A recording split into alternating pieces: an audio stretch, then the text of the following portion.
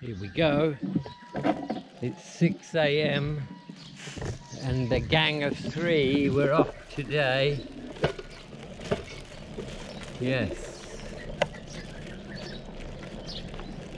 A gang of 3. And my standoffishness with Ning and Song hasn't really worked. They just see me and they just come bounding up to me and bump into me.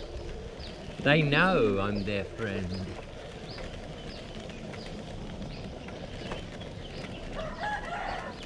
And they're off doing their chicken bit now. Let's just hope they don't catch any. Bye! Bye! Let out! Hey! Hey! Boys will be boys, eh? They will indeed. So I had an interesting chat with the neighbour this morning. And he remembered something 30 odd years ago, 36 years ago? No, not that long, 34 years. When we had our wedding party here. Yeah, it was about 7 o'clock in the morning on the first day, and 3 pigs were delivered in little cages. And they put them round the back of the house and they had a fire around there. All the guys were round there. Yeah. And I went round there to see what was going on. And the guy who I talked to this morning got a big piece of wood and they let out one of the pigs and he hit it over the head real hard with this big piece of wood. Then they dived on it with a knife and a bucket, and I'm sure you know the rest. Well, I didn't really like this at all. But then what they do after that is to get all the fur off the skin, they put it on the fire. And they did that, and I think the pig was still alive. So I took all their beer away. I took all their beer away and I said, if they do that with the second and the third one, then I'll be upset. Let the pig die before you put it on the fire. So they reluctantly agreed. And the guy I was talking to this morning, he was the guy who hit the pig over the head with the bit of wood. And he says, yeah, I remember that. I remember you saying that. I mean, if you're going to dispatch an animal to eat it, fair enough. But do it in a way where the animal has minimal suffering.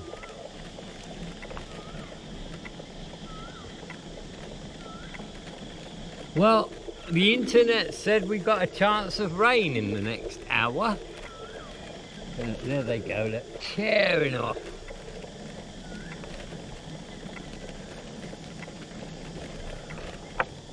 All young dogs, you see.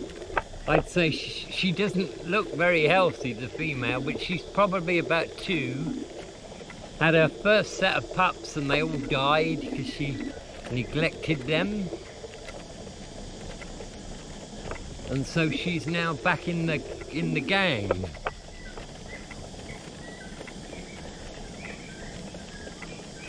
I just have this thing with dogs. If I make contact with a dog more than 2 or 3 times, then we normally establish a connection.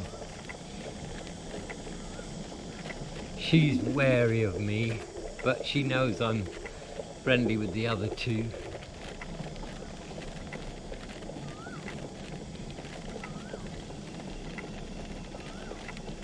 Here we go then. Off-road, deep sand. I got the deep sand sussed now. I know my line. And there go the dogs. Yeah.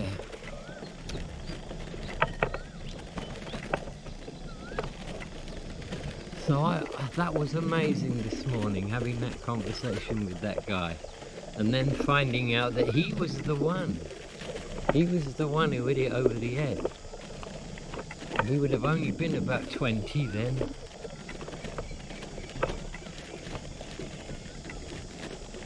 Yeah.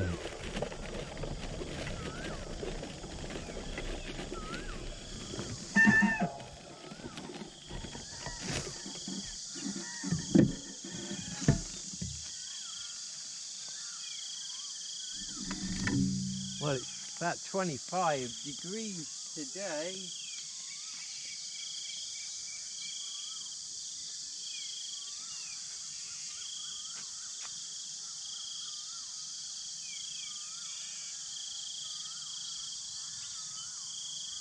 Beautiful.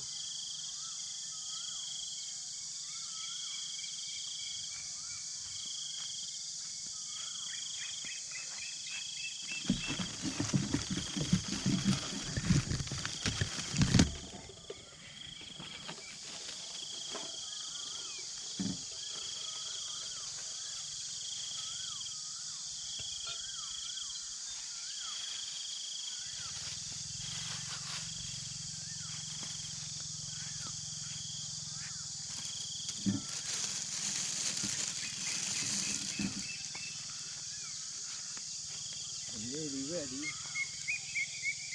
Got to do my stuff now.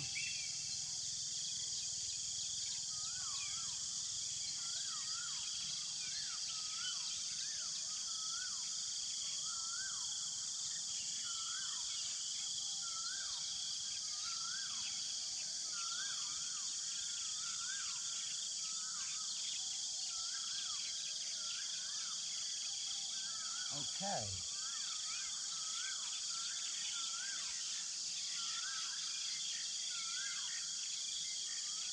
We're good to go.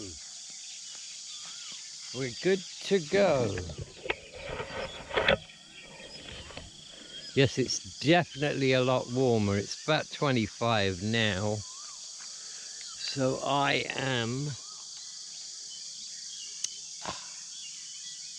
think we can say goodbye to the cold.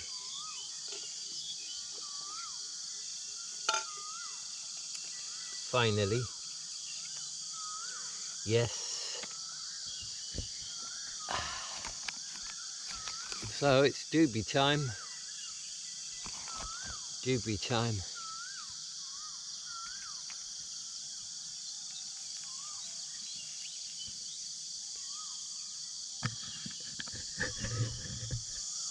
Morning.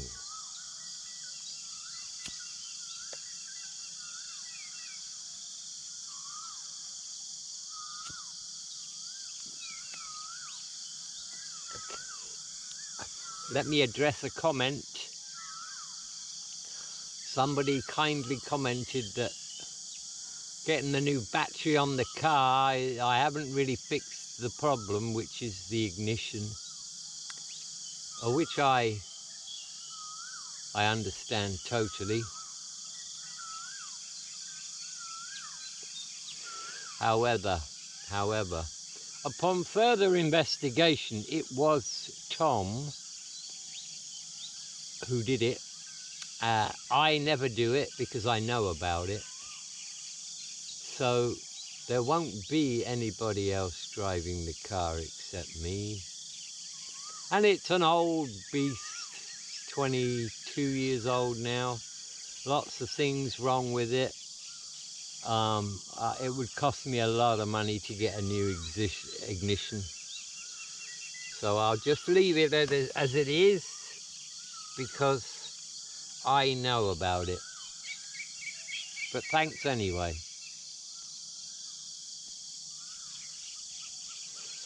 I don't know how long the car has got left. I only use it once a week to go shopping. Yeah. I've reached that point with the old car where every time you have to do something to it and it costs money, you kind of have to weigh it up.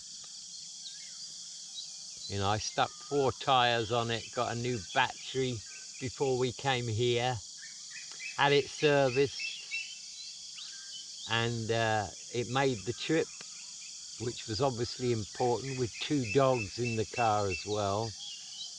But now we're here.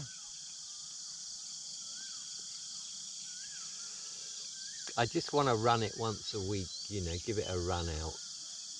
But other than that, it's not really going to be doing too much.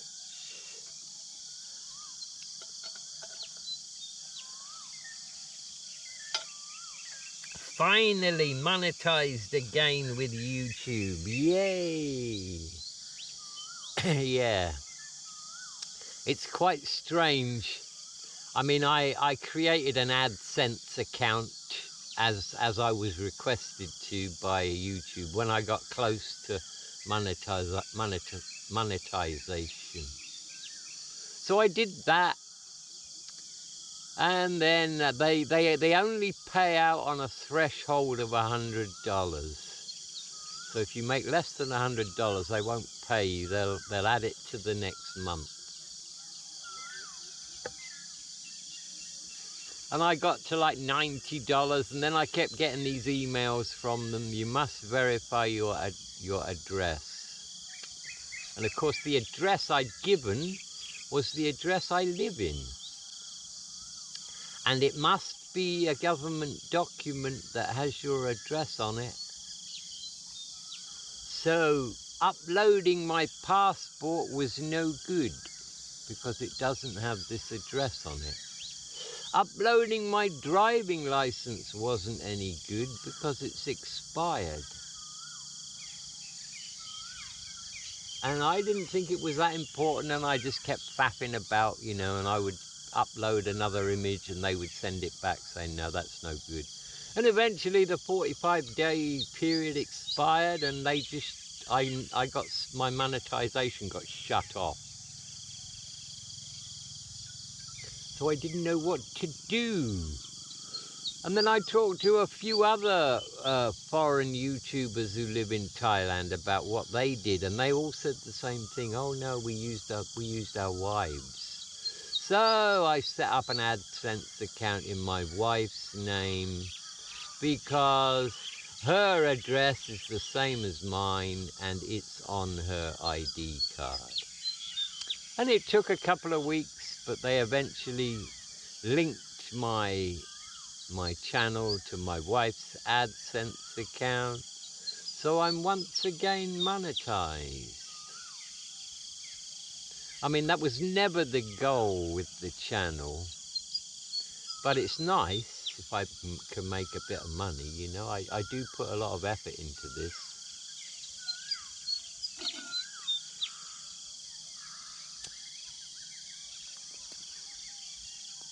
You might think to yourself, well, you know, all you're doing really is just squatting in the middle of a field and talking to yourself for an hour.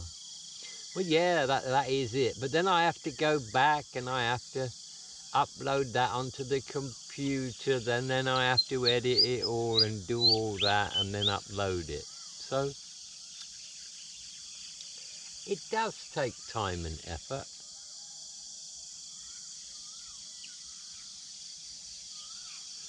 And to all of those people who sent me a buy me a coffee, you know, thank you from the bottom of my heart. It really does give me the motivation to know that somebody would appreciate my content enough to send me a bit of money, you know, and that's great.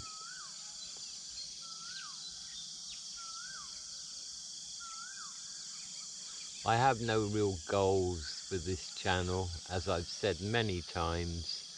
I'm just here for the ride. I'm totally going to be myself. I make no apologies to anyone about anything, and let's see how far the train will go. I will gladly get off when people don't watch. It's not a big deal for me.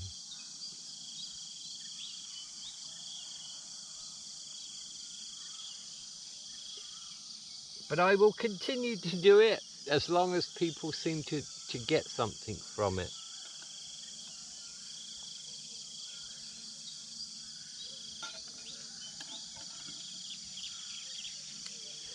Yeah.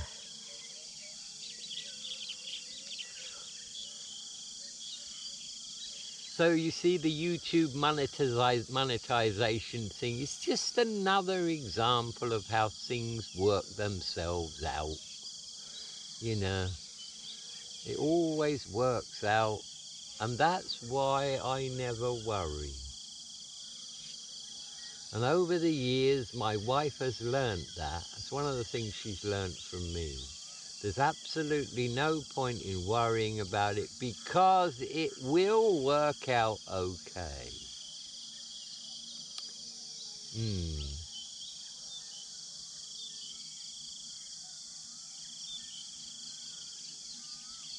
Yeah, and I suppose if I'm absolutely honest about it, getting demonetized did demotivate me a little bit. It did. Just a little bit. But it passed.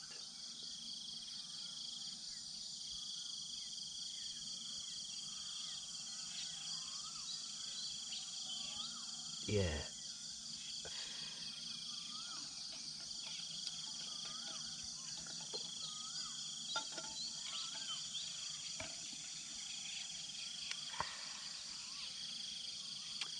So yeah, there's no sun this morning. I can't see it yet.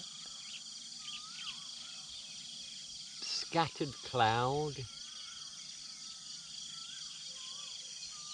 Scattered cloud. Let's go back to, I want to know, by the way, what you guys feel about me being on the camera, or just me being behind the camera and showing you guys the sunrise, and you can hear the nature. I mean, I don't know what you guys think about that. I guess a mixture of both is okay, isn't it? You know?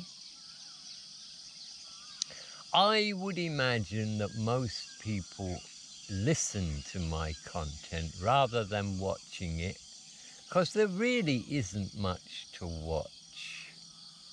So I imagine people with their buds in their ears or their headphones on, doing the washing up, doing the gardening, driving the car, listening to me. And, you know, if that's the most popular way of people to take my content, then I'm not too bothered about the visual.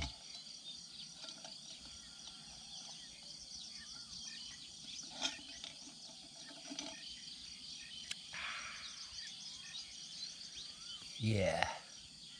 I think my blogging career is coming to an end.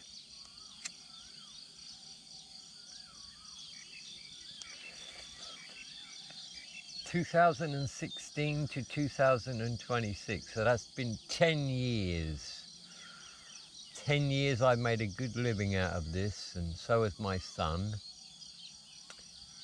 But now it seems like it must be AI is taking over, because we're getting less and less and less orders.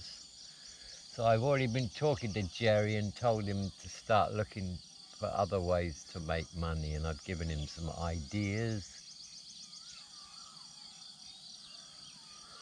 I'm not concerned about myself because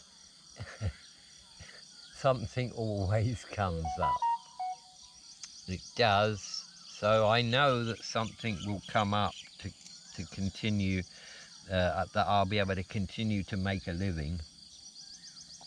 And you know, it already has, actually, for 4 or 5 months. I've got 4 or 5 months work coming up. for something else. So yeah, life just provides. And I firmly believe that it's not by accident. It's because I'm sending out the right energy to the universe. And the universe is providing what I need. That's how I see it.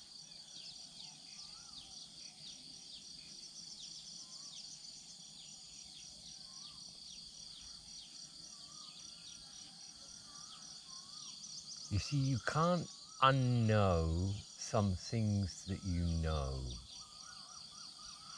When you know about the laws of attraction and how the universe works and how karma works and how sending out the right energy, what that does, when you know that, you just have no cares, you have no worries about life, because you know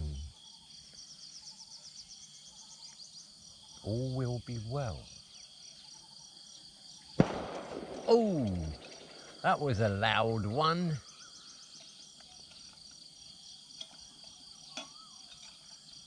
I can't, even though I knew it wasn't a gun, I actually can tell it's not a gun because it's a loud pop, but there's no boom with it.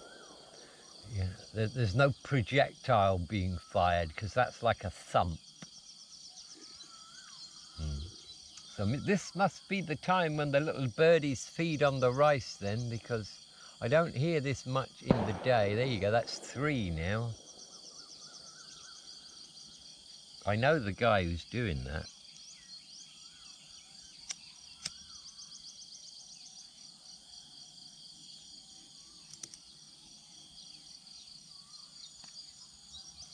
Yeah, I had a lovely chat with that guy this morning, the owner of Nungan Song.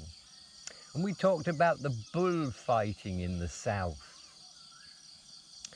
And I have to tell you, I made 5,000 baht when I lived in the south. I knew this guy who knew another guy who had a bull that was great at fighting. Because in the south they have bullfighting. But it's nothing like what they do in Spain, you know. They don't kill the bull, they don't torment the bull. There's no human involved. They have an arena with 2 exits, and they put 2 bulls in there. And the bulls fight until one decides that he's had enough, and then he leaves. And of course, heavy betting and everything else. So I got to know this guy, and he kept telling me, he said, hey, there's going to be a bullfight soon. He said, and we're going to make a lot of money, and you can make a lot of money too. I'm like, really? And then he took me to meet the guy who's training his bull for this fight. And we got drunk together. And he went somewhere, and he came back and he brought a little bottle with him. You know, like a 500 milliliter bottle with some yellow liquid in it. And he says to me, do you know what this is? I said, no. He said, this is my secret weapon to win when my bull fights this other bull. And I'm like, oh yeah, what is it? And he said, it's tiger urine. And I looked at him, I said, what? He said, it's tiger piss. I got it from a zoo. And all I do is I spray my bull with it, a little bit of it, before the fight. And when they get in the arena, the other bull smells that. And he doesn't want any of it. And I thought, holy shit. So, yeah, I had a bet. I think I won 4,000 baht. And it went just that way. It went just that way. They circled each other a couple of times, and the other bull didn't look happy at all. And in the end, he just went out of the first exit, and that was it. No blows were exchanged. And then I told this guy this morning about what they do in Spain. Holy shit, he had no idea. He had no idea that human beings torment and kill the bull in front of thousands of people. Yeah. But that just goes to show you that the depravity, the depths of depravity that the human psyche can contain. You know, we're all capable of that. And I cannot comprehend how somebody can get enjoyment out of watching a beautiful animal being tormented and tortured and finally dispatched. I just don't get that.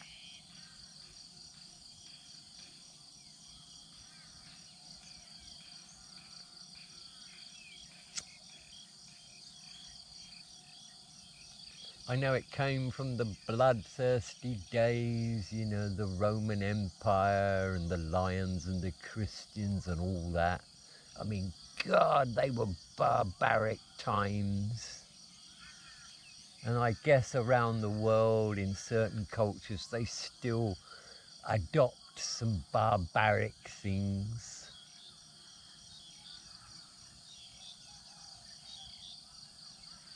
I mean, look at what the Mayans did. You know what Billy Meyer found out about what the Mayans used to do? He asked about that. And he was told by the Pleiadians that the ETs that were here then and that were communicating with the Mayans wanted them to understand something about biology. So they showed them a heart. They took the heart out of an animal and they showed it to them to try and get them to understand how the body works. And they took it completely the wrong way. And they saw these ETs as gods anyway. So they decided that they would rip out the hearts of sacrifice victims, humans that they could find, at the top of this big spire, and they would rip out the beating heart to make an offering to the ETs. And apparently the ETs were really upset about this because that was not the idea at all.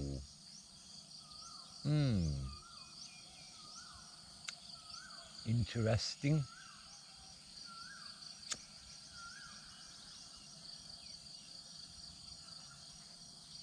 The message that I get from what I've looked at and researched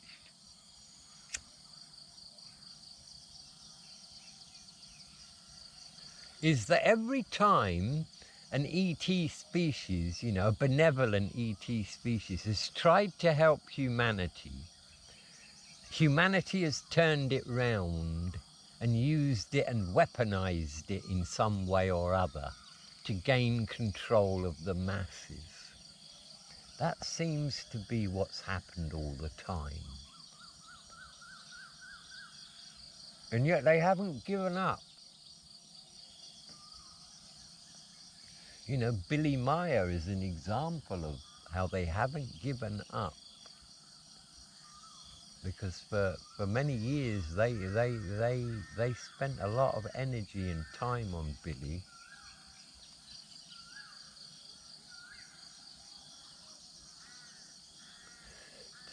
They talked to Billy many times about the goal. They said the goal is to awaken humanity, to help the population, the human population, understand what they are and that they're part of a galactic family. And their life could be so great if they realized what they are and the powers that they had, and they stopped the wars, and they looked more into natural medicine. And the ET said, you know, if we see that start to happening, then we'll make ourselves known. But it has to come from you. It has to come from humanity. That's the message that they gave Billy. And what they were trying to do with Billy was give Billy enough evidence so that when Billy presented the information to other human beings, that there would be enough evidence for them to believe him. Hence all the pictures.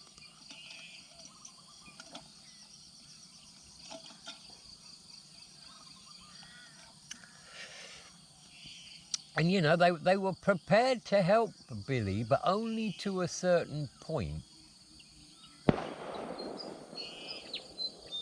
For example, he regularly asked them about money. He had money troubles. You know, he was a farmer, he had a family, he had a wife and kids. He had bills to pay. And they wouldn't give him money. And he even said, but you can just manifest a whole heap of money right now in front of me and give it to me. And they said, no, we won't do that. That's not what we're not doing that. They agreed that they would give him some crystals to sell. They could do that for him, but they wouldn't help him with money.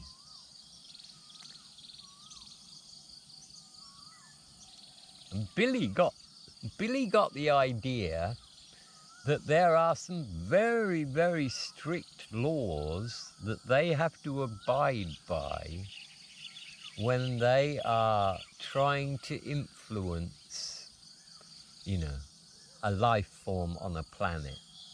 They don't have free reign. They can't just go in there and say, hey, you're doing it all wrong.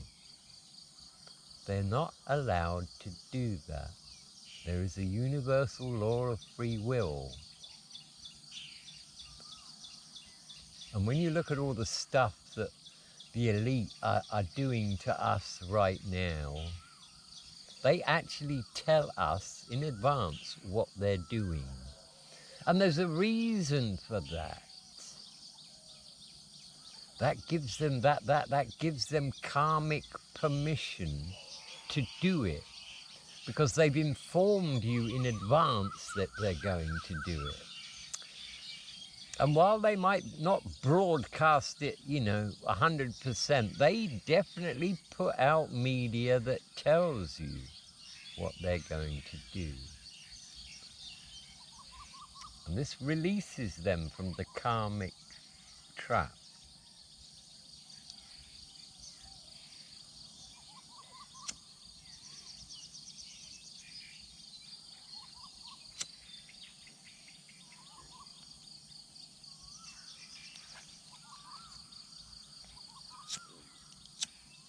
Yes.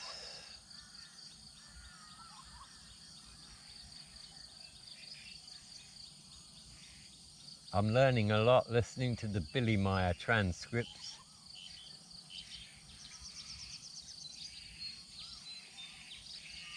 Over the years, he had at least 10 researchers come and live with him with a goal of proving that Billy Meyer is a fraud. And every single one of them came away saying Billy Meyer is not a fraud.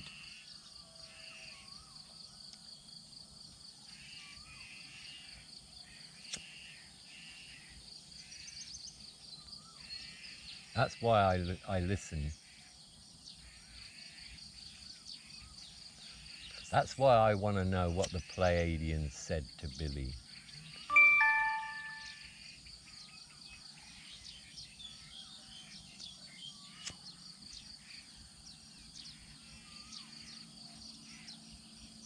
Billy's an intelligent man. He's still alive, by the way. He's in his 80s now. Billy's an intelligent man. And Billy would ask them lots of questions. He'd prepare questions for them about the universe, about the history of humanity, the history of this planet.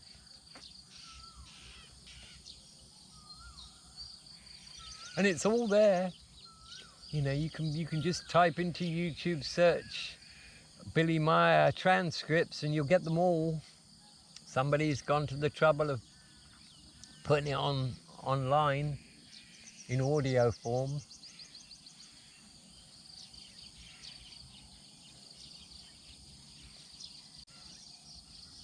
Yeah. And it kind of blows your mind when you understand the technology that the Pleiadians have. Yeah, they have some amazing technology.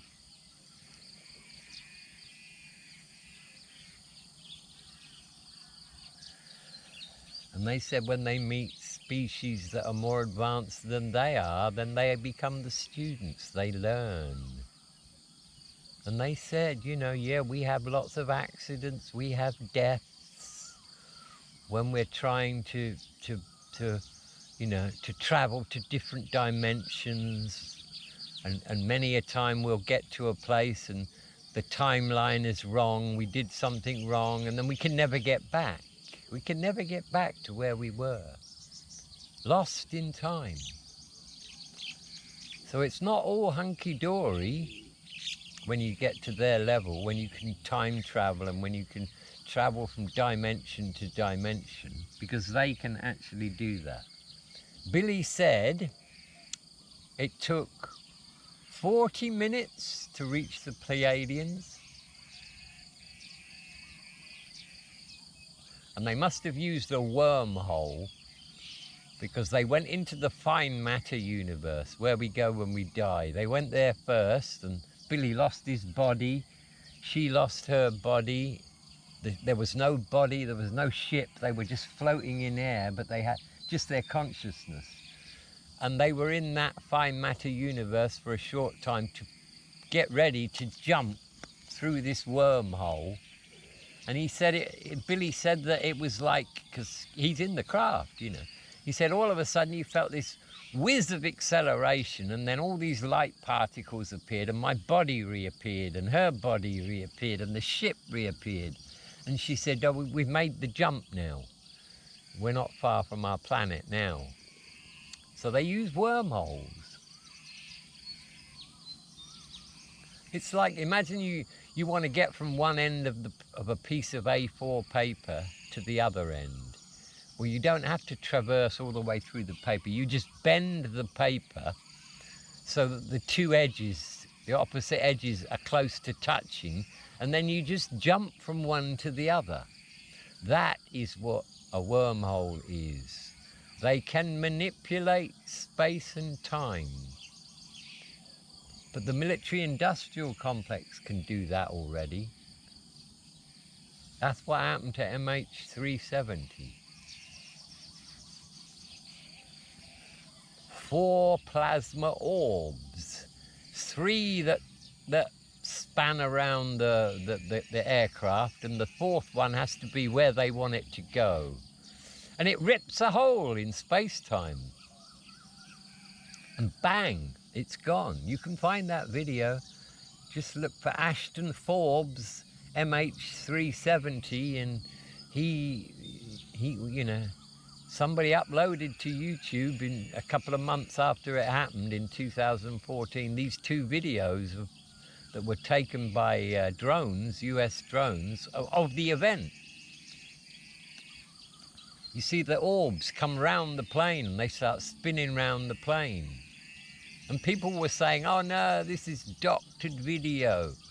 But when you slow it right down, the plane is on fire, by the way. The plane is on fire. So there's smoke coming out the back of the plane. And these orbs, when you slow it down and you improve the resolution, these orbs of plasma, these glowing orbs, actually go through the smoke. You can see the trail it makes through the smoke. So these are not doctored videos. These are videos of the event. And when it actually happened, the sky just went black for a split second and it's gone. The plane has gone, the orbs have gone.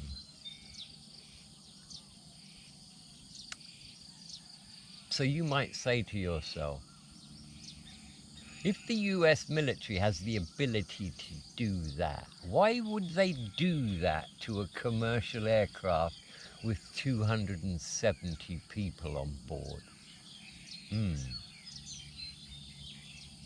Well, the reason apparently is that on board that aircraft were 4 Chinese scientists. And these 4 Chinese scientists had already filed patents. And when a patent about certain things is applied for, then the patent people contact the CIA immediately. So they were on their way to China. And I think it might have had something to do with semiconductors, room temperature semiconductors. Anyway, doing that to the plane was the US saying to the Chinese, hey, look what we've got. And the Chinese know it happened. They know it happened. They knew these scientists were coming there with some really, really important information about semiconductor development.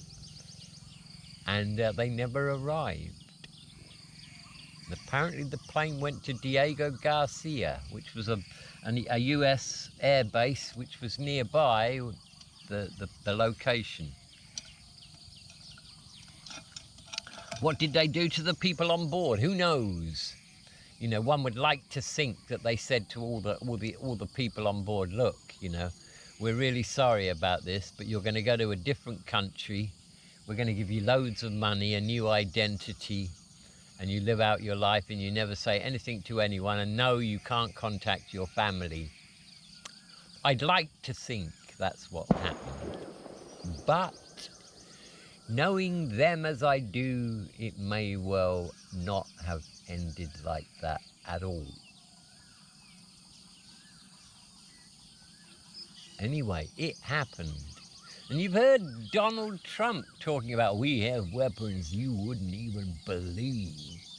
Well, that's what he's talking about. They can manipulate space-time. They can remove objects, literally make them vanish in real time.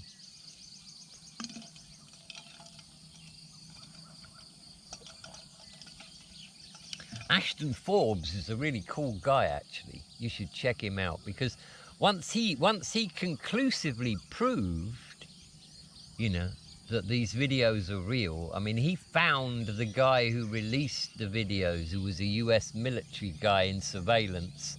Well, he got sentenced to 9 years in jail shortly after those videos got released. So he got punished, but the videos were out. And so Ashton Forbes, once he found out that it's for real, he then really got into the science and was more interested in free energy. And now he's really into free energy, and he talks to scientists who know about free energy. And apparently it's all to do with the ether. Einstein completely missed the medium, the ether. And that, apparently, is a key. A guy called Paul Size, he's got a video of a guy called Paul Size in the 70s. And this was a very respected scientist. Paul Size said,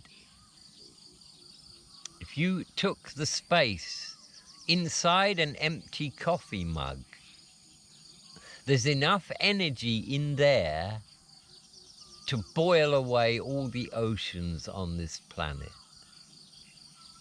Yes.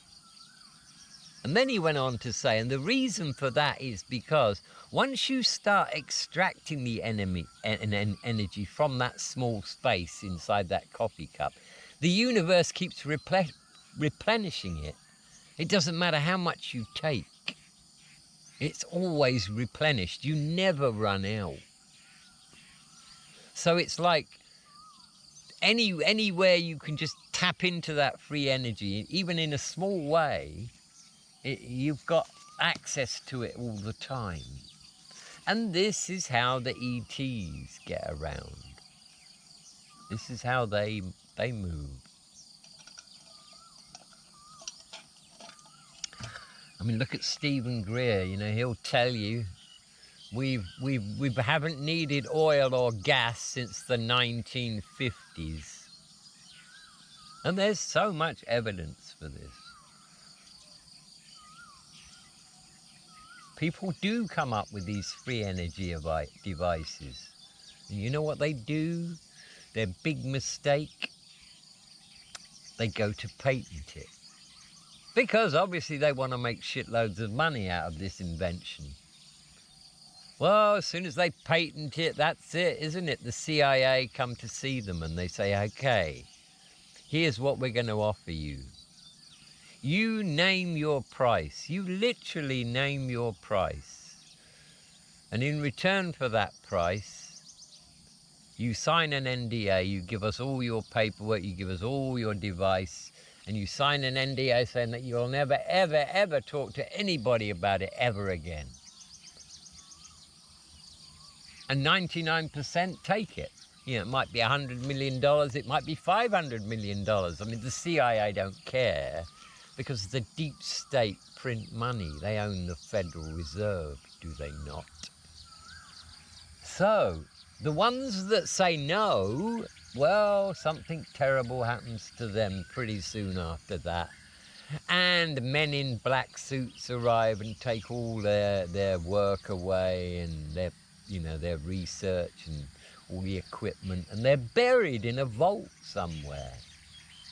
And Greer says this has happened at least 40 times that he's known of since the 1970s. Free energy devices.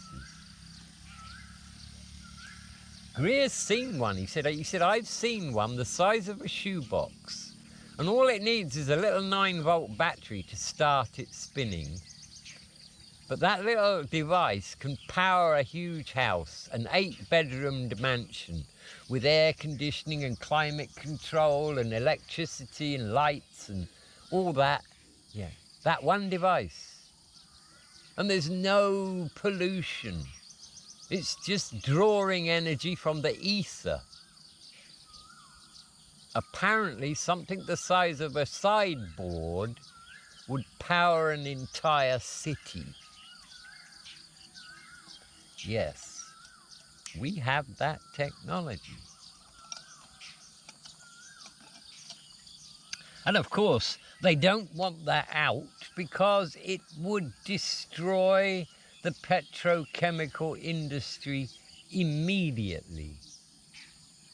And they don't want that because they've got too much invested in that.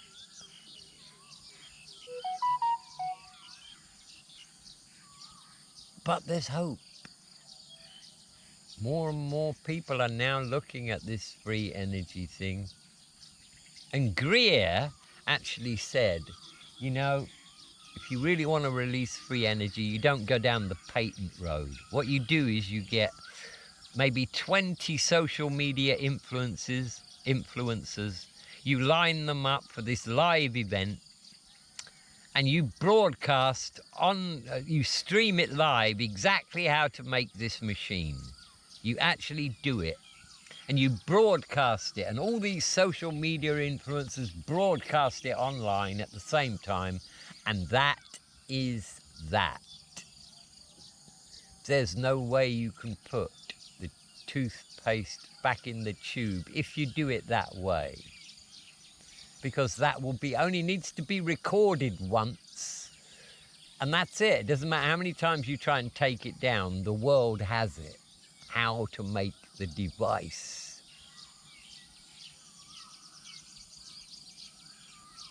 So if that happens, I mean, can you imagine? People all over the world would be making these devices and then just plugging all their appliances into it. And then they'll be having them for cars.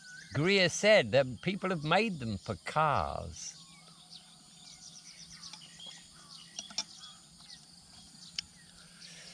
What a What a present that would be to the planet, wouldn't it, if we stopped fossil fuels and combustion of all kinds, you know. I mean, Elon Musk is sending these SpaceX rockets up there, but surely he must know. He must know we've got a secret space force and we can get to the moon in 10 minutes and we're on Mars and we're at other places. He must know this. So I wonder about him. In fact, you have to wonder about all of the players, don't you? You do. I mean, we cloned Dolly the sheep back in the 1980s. And don't for 1 minute think that we stopped throwing money at cloning. Why would we? Apparently they only need a few cells from a human body to replicate the whole thing. So are we really looking at Joe Biden? Bless his soul. And are we really looking at Hillary? Who knows? You see, they have technology that you couldn't even conceive because they've been throwing trillions of dollars at it. They've got the best minds working on this stuff, and they have been since the 50s.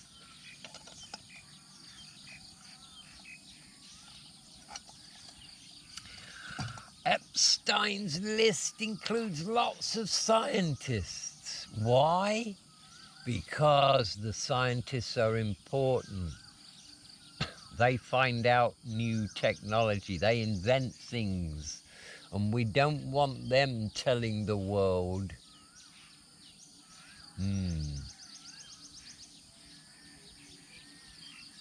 Yeah, so that's kind of where we are.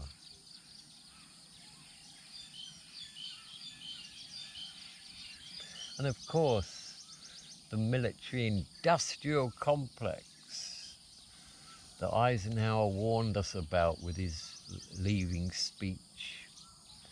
They act with impunity.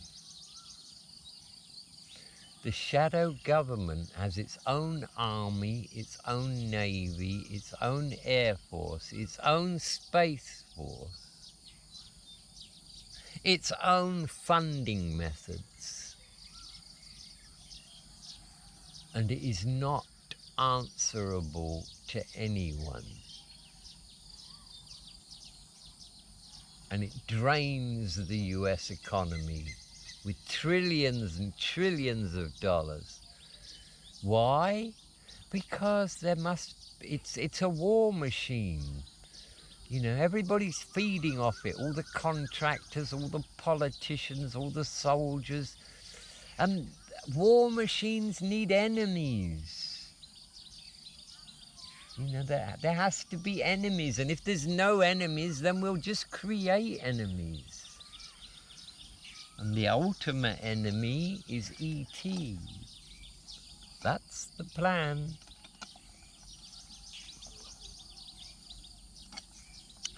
Werner von Braun, on his deathbed, told his secretary that is the end goal. The end goal is to create a false flag with the ETs, and that will bring the world under their dominance, under their control.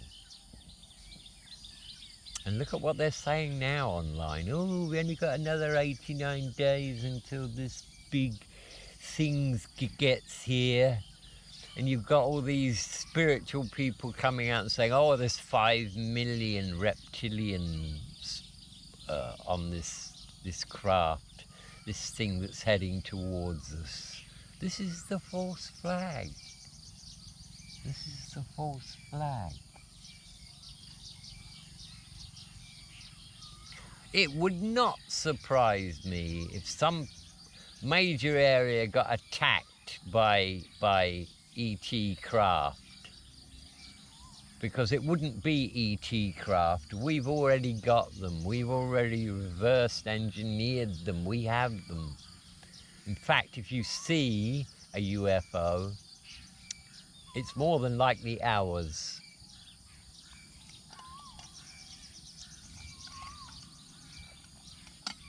How do we know that?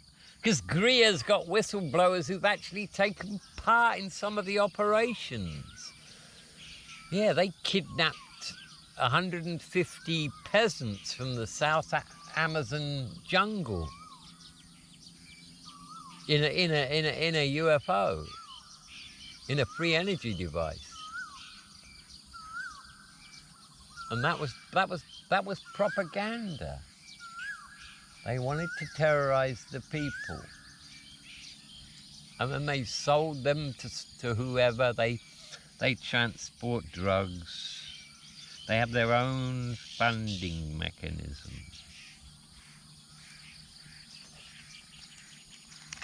Listen to Greer. He knows. He's got 800 whistleblowers who've come to him. Some have gone public and some have not.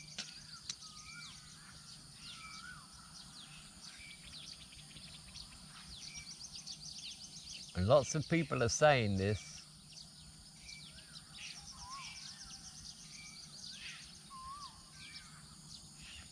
Free energy has to come soon.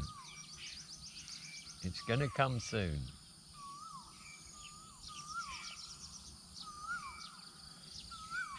And you will not be able to stop that once it gets out.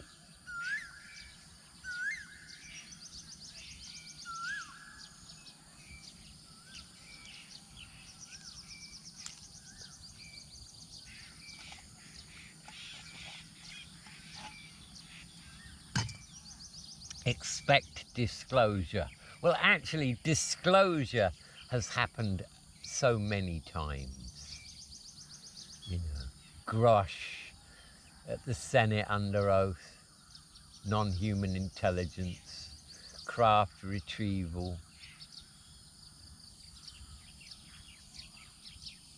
the evidence of Roswell, Billy Meyer, you know, disclosure. Anyone who doesn't believe that we're not alone in the universe, they're on a different page.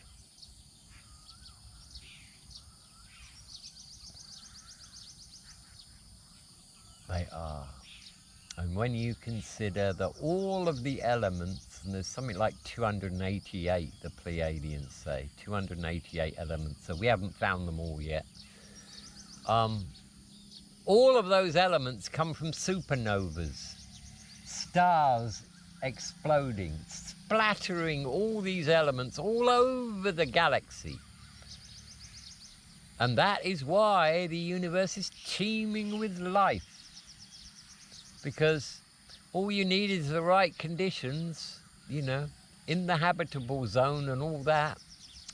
Where Earth is right now, we're in the habitable zone. Mars, Venus, they once had civilizations on them.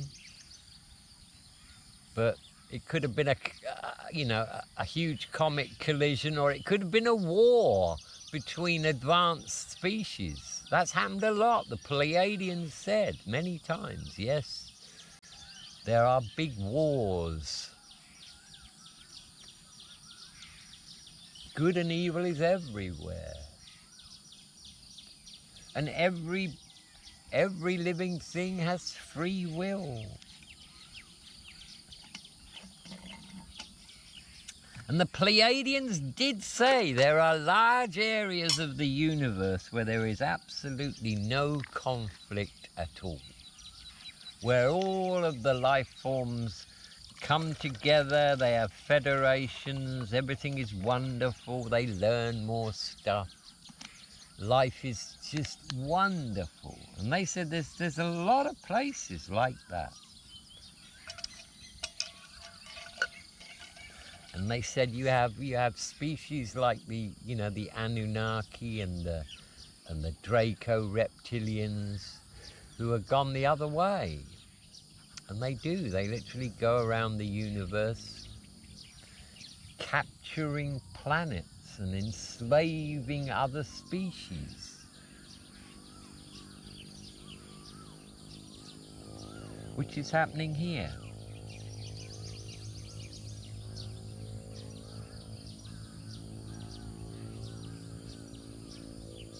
Yeah.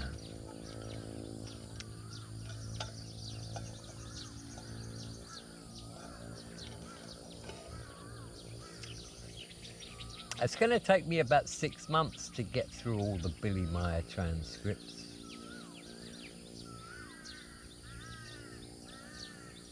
But I will have so much knowledge, not just about the Pleiadians, about the universe, about reality, about dimensions. You know, the Pleiadians said to Billy many times, we do not know it all. We're just a little bit further down the road than you are.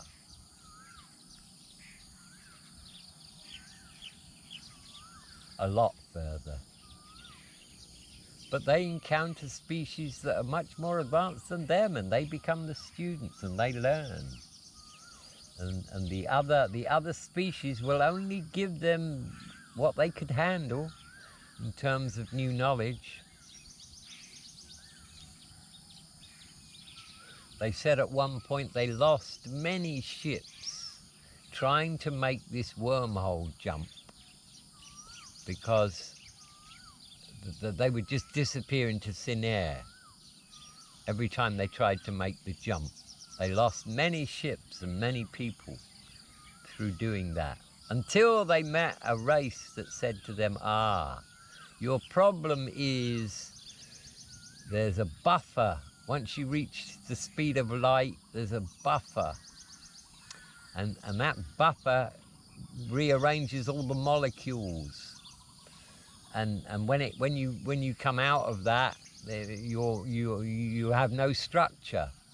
And so they taught them how to create this field around the craft that would protect them from that. And then they could make the jump. And they said it took them hundreds of years to finally get that one. So even when you get to the level of the Pleiadians, it's still a learning. They lose people. They come up against walls.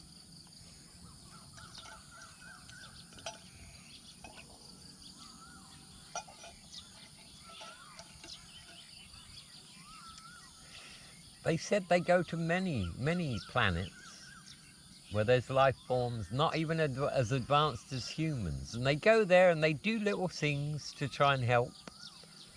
They tinker with DNA.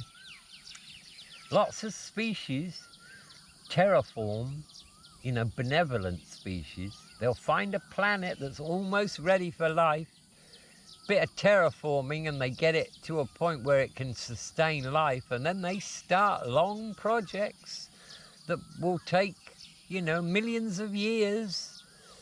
They let nature do its thing, and that's how we arrived, apparently, through other species, tinkering.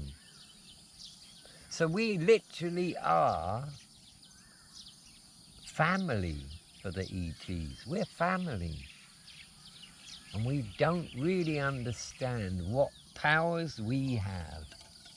We're beginning to.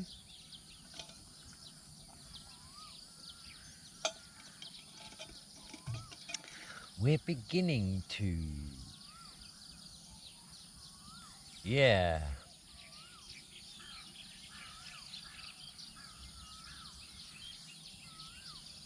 Yeah, this is interesting stuff. This is the kind of thing I spend my time on. This is the kind of thing I focus on and give my attention to. And I'll listen to people online, and I'll evaluate them. people who I believe and listen to include David Icke,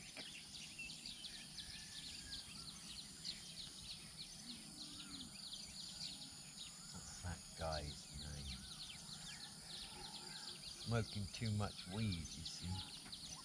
My short-term memory. Alex Collier. Yeah, I follow Alex Collier. I think his contact is genuine. And so once I've evaluated a contactee that they're genuine, then I listen to what they've got to say, because they're communicating with these ETs. And there are quite a few people I listen to, and they're basically all saying the same thing. You know, you can bounce people's narratives off each other and look at them and think, well, okay, yeah. And of course, not everybody who claims to be a contactee actually is. But there have been some incredible ET contact encounters all over the world. I think I heard not long ago some ex-government whistleblower who said, well, some governments on this planet are in contact with at least 22 ET species, 3 of which live on the planet and have been living on the planet longer than we have. Yeah, if you really want to know about Antarctica, check out Admiral Richard Byrd, B-Y-R-D. In 1947, he took a large military group, fleet, aircraft, weapons, down to Antarctica. Go and research that. That'll open your eyes. Yes, what he found down there. They got their asses kicked, basically.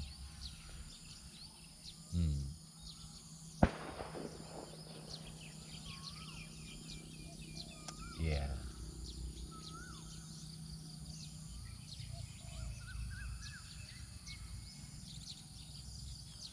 Yeah, it's all really interesting stuff. And it's for real. If it wasn't for real, I wouldn't be talking about it. Why? Because I'm a truth teller.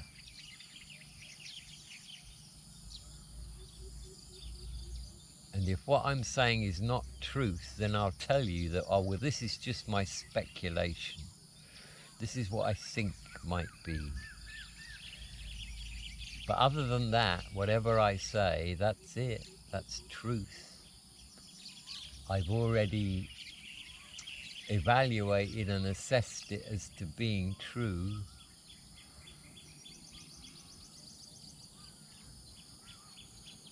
Yeah. And it's fascinating. Oh my God. Can you imagine? Can you imagine a benevolent ET species coming down here, talking to us telepathically and explaining to us, you have these powers, you can heal yourself, you can astrally travel, you can do all these things. Can you imagine what we could learn from that? And can you imagine how wonderful this planet would be if we had free energy and every single human being on the planet finally understood that it's all about love, kindness and compassion. What a world it would be. We'd look after all the animals. There'd be enough for everybody. There'd be no pollution. We wouldn't need drugs. We'd live for hundreds of years. We're not that far away from cracking the aging process. I've also been looking into that. We're beginning to understand now why we age, how we age, and more importantly, how we can slow that down. And of course, AI will help with this, and quantum computers.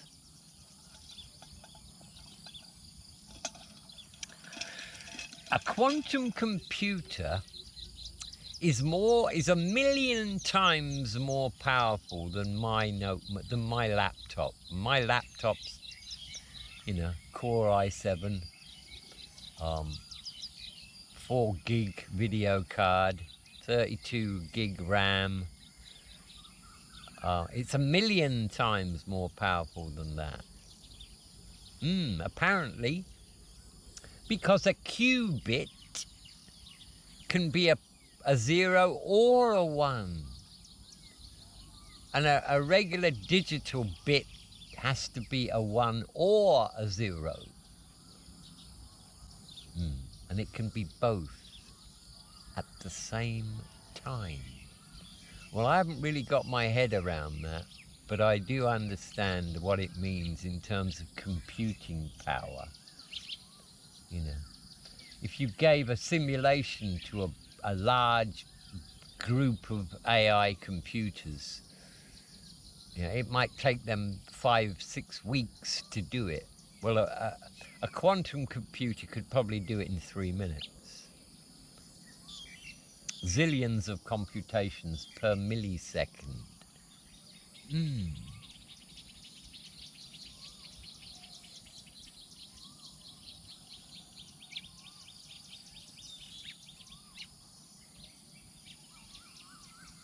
Yeah, so I'm just thinking out loud again.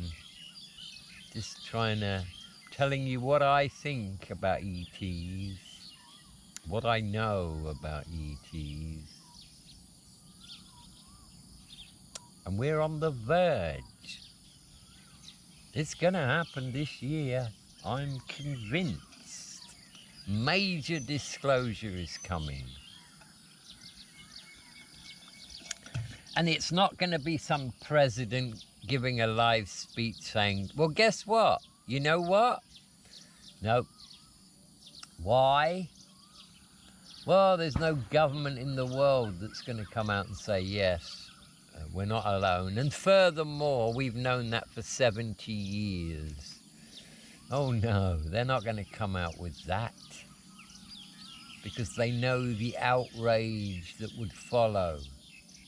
The outrage that would follow when we find out that they've made agreements with these ETs and that they've had free energy and they've kept it from us. That's the big one. That's the one they're terrified of, is if we find that out. Yeah. But we're that close to it, I can feel it.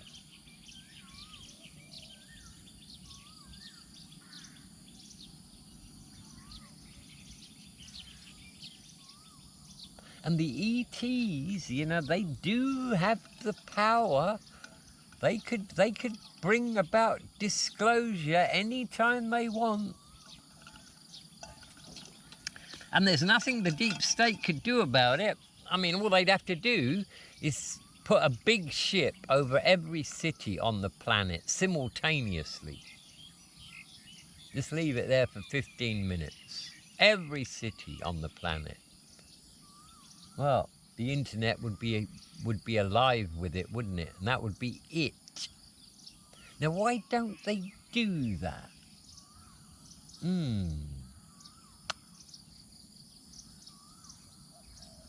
Maybe they feel they don't have the right to do that. I mean, they make contact with humans. I mean, look at Billy Meyer, look at Alex Collier. They make contact with humans, so they can do that. And I wonder if the good ET species that are present here, do they talk to each other? I would imagine they do. And then you've got the malevolent ETs, haven't you? The ones that are running the planet right now.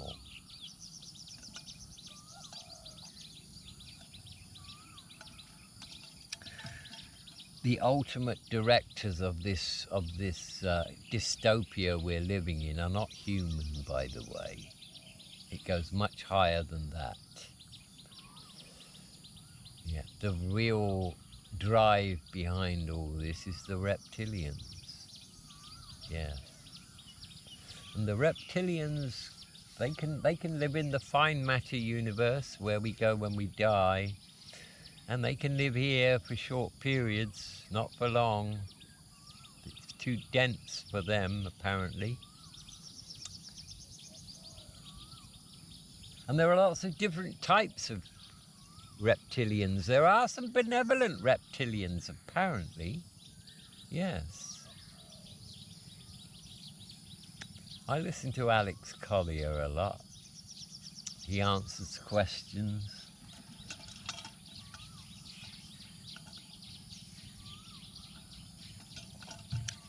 He's in contact with the Andromedans. When he was 13 years old, I don't really know all the details, but when he was 13, he got taken by the Andromedans and he went to live on their planet for something like 9 months.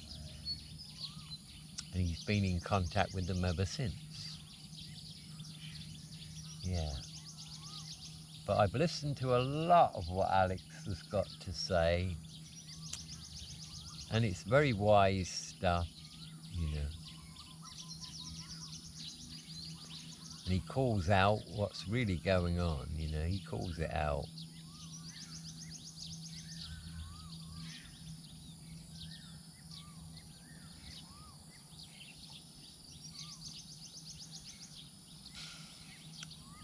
David Icke has been banned from 30 countries in the world, including Australia and all of Europe. Why? Because they're terrified.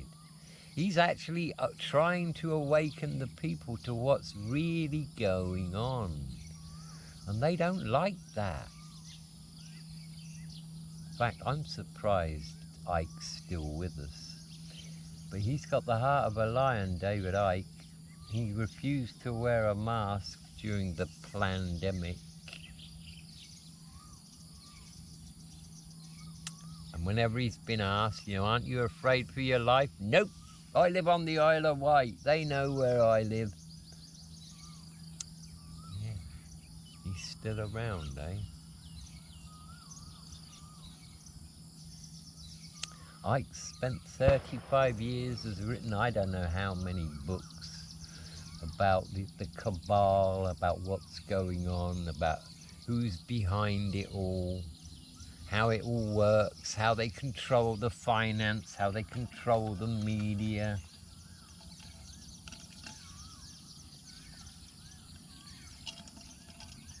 Yeah, I have a lot of time for Ike.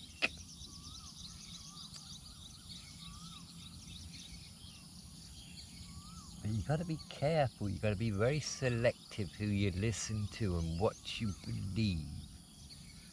Because there are there's lots of disinformation and misinformation out there. There is. There is. But the truth is out there if you seek it, as I've chosen to do. Because at the end of the day, that's all that matters, the truth. The truth sits well with me, and anything else it does not.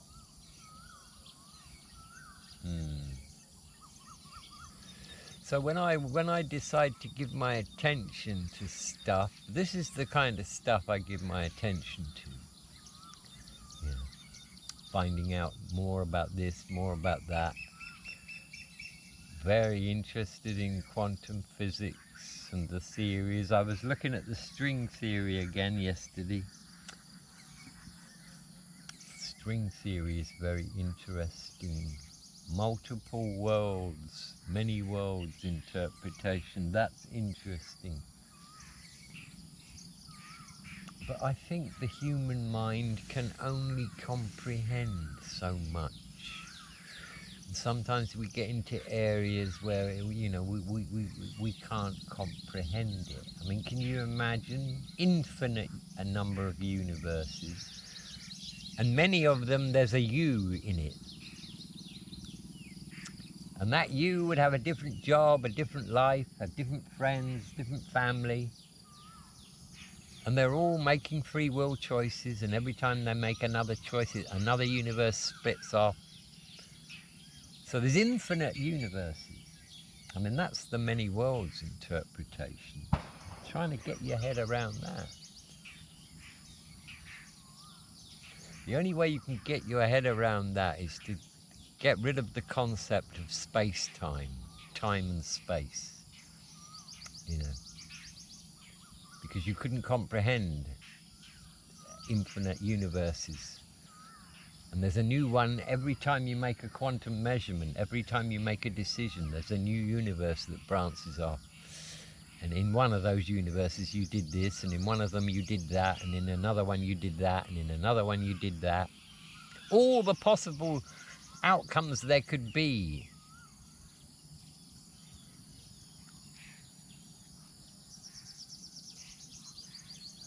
I listened to Sean Carroll the other day. He's a respected physicist. And the reason he goes along with the string theory is because he says the math works out, which I don't understand, but I do know he's got a lot of credibility. And if he says the math works out, then the math works out. Maybe mathematics is the language of the universe. And those who know a lot about it say that some of these equations are beautiful. You know, E equals mc squared and all that. There's a beauty to it. So nature is math. Math is nature's language.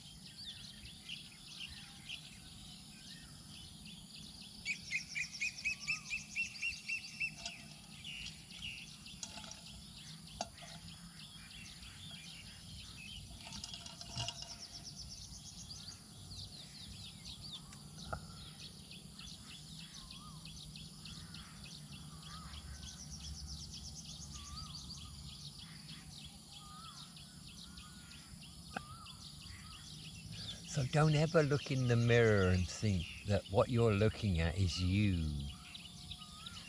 It isn't you. It's just a physical representation of you while you're having this experience. You're so much more than that. And once you realize that, you have a totally different outlook on everything. I mean, I'm still exploring my powers, you know. I could remove a lump from my arm. I could make my wife better, but I couldn't fix my dogs. I tried very, very hard with Chucky. Boy, did I. I used to sit in a meditation pose, cross-legged, with my hands on his head while he's asleep. And I'd close my eyes and I'd do everything I could to bring in the healing power and take that cancer out of his jaw. And I could not do it. So I'm still exploring my abilities, very much so. I've come a long way. I've reached a level of peace and contentment that I think people are actually envious of. You know, can you imagine what it feels like, or what it's like never to worry about anything, never to care what anybody thinks about you, never to get angry, never to dislike anybody, just to feel kindness and compassion for every living thing.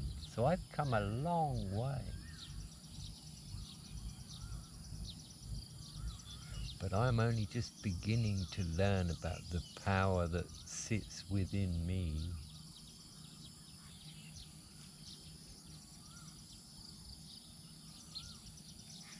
And I sometimes wonder, you know, am I done on this with this life? Because I know I'm coming near the end of it now.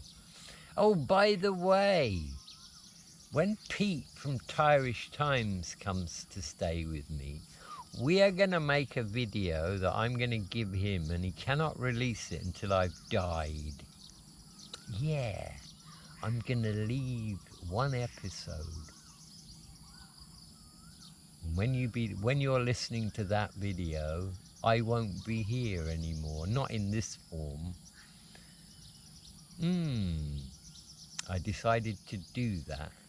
Pete doesn't know about it yet, but that's what we're going to do.